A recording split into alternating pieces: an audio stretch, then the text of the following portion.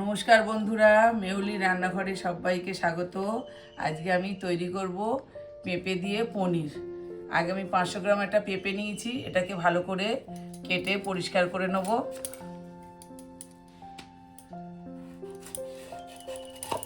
পেঁপেটাকে আমি ভালো করে এইভাবে ছাড়িয়ে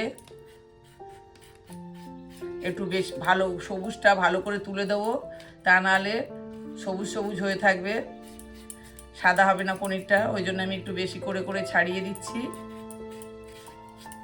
অনেকে পেঁপে খেতে চায় না, এইভাবে পেঁপের পনির করে রান্না করে দিলে বাচ্চাদেরকে খেয়ে নেবে। আর এটা খুবই হেলদি।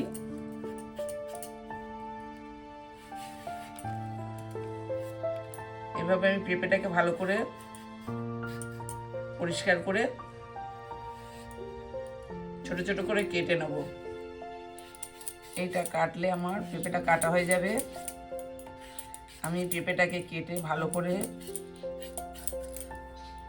দেখুন আমি একদম পুরো সবুজগুলো তুলে দিয়েছি, কেন সবুজটা থাকলে কালারটা সবুজ এসে যাবে। সবটা পেঁপে আমার কাটা হয়ে গেছে। এবার আমি ভালো করে এটাকে ধুয়ে নেব। ভালো করে ধুয়ে আমি মিক্সির মধ্যে এইভাবে দিয়ে দেব। দিয়ে এটাকে আমি পেস্ট করে নেব। পেঁপেটা আমি বেটে নিয়েছি। এবার পেঁপেটা আমি ঢেলে দেব। আমি 500 গ্রাম পেঁপে নিয়েছি, এর সঙ্গে আমি 2 চামচ ময়দা দেব বাইন্ডিং এর জন্য।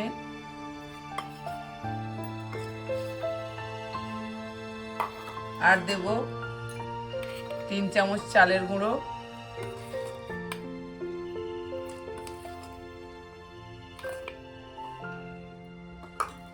আর এখানে গুঁড়ো দুধ দিয়ে দেব।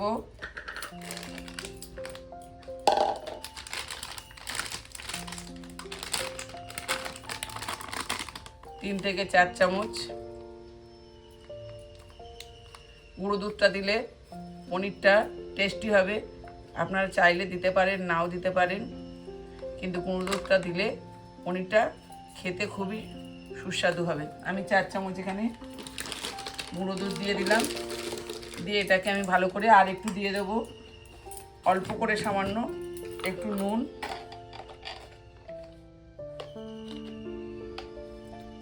একটু নুন দিয়ে দিলাম। এবার আমি এটাকে ভালো করে মেখে নেব। আমি এটা হাত দিয়ে ভালো করে মাখবো।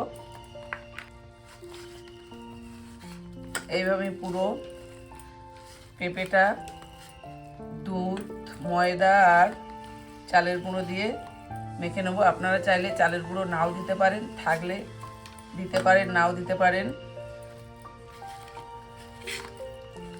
ময়দাটা অবশ্যই দেবেন, কেন ময়দাটা বাইন্ডিং এর কাজ করে। আমি এখানে দুধ 4 চামচ দিয়েছি, আপনারা চাইলে কম দিতে পারেন, অসুবিধা নেই। এটা আমার মাখা হয়ে গেছে। এবার আমি থালার মধ্যে একটু তেল দিয়ে নিয়েছি। এই থালাটায় করে আমি বসাবো, তাই একটু তেল দিয়েছি। দিয়ে আমি এটাকে ভালো করে এইভাবে হাত দিয়ে তেলটা লাগিয়ে নেব।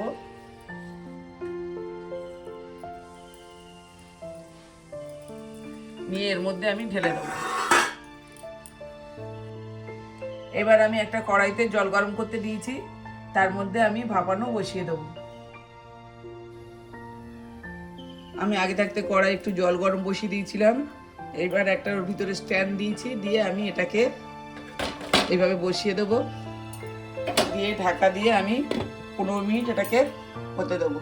15 মিনিট পরে আমি আপনাদেরকে খুলে আর দেখাচ্ছি কত সুন্দর হয়েছে। পনির আমার ভাপানো হয়ে গেছে, পেঁপের পনিরটা। এবার আমি আপনাদেরকে খুলে ঠান্ডা করে আর কেটে দেখাবো। আমি গ্যাসটা নিভিয়ে দিয়েছি, আর পনিরটা আমি তুলে আপনাদেরকে ঠান্ডা হয়ে গেলে তুলে আর দেখাবো।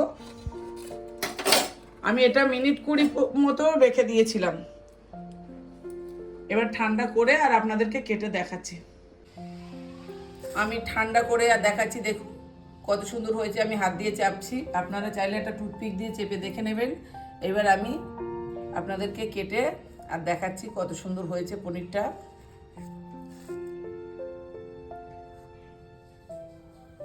আমি খুব ছোট করে কাটবো না, কাটা হয়ে গেছে। এবার আপনাদেরকে তুলে দেখাবো। আমি সাইডগুলো একটু সমান করে নিচ্ছি তুলে।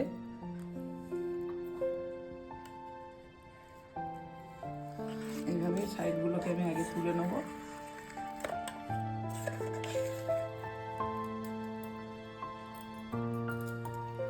দেখুন এইভাবে কত সুন্দর পনিরগুলো, কত সুন্দর নরম হয়েছে দেখুন একদম। এইভাবে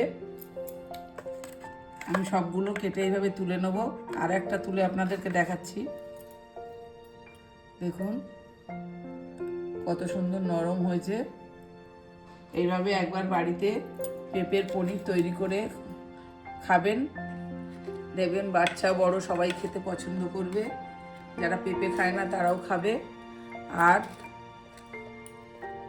যদি আপনাদের ভালো লাগে পেঁপের পনিরটা, একটা লাইক কমেন্ট শেয়ার করে দেবেন আর সাবস্ক্রাইব করে পাশে থাকবেন নতুন বন্ধুরা। দেখুন কত সুন্দর হয়েছে পনিরটা। আমি সবগুলো আপনাদেরকে কেটে আর দেখাচ্ছি।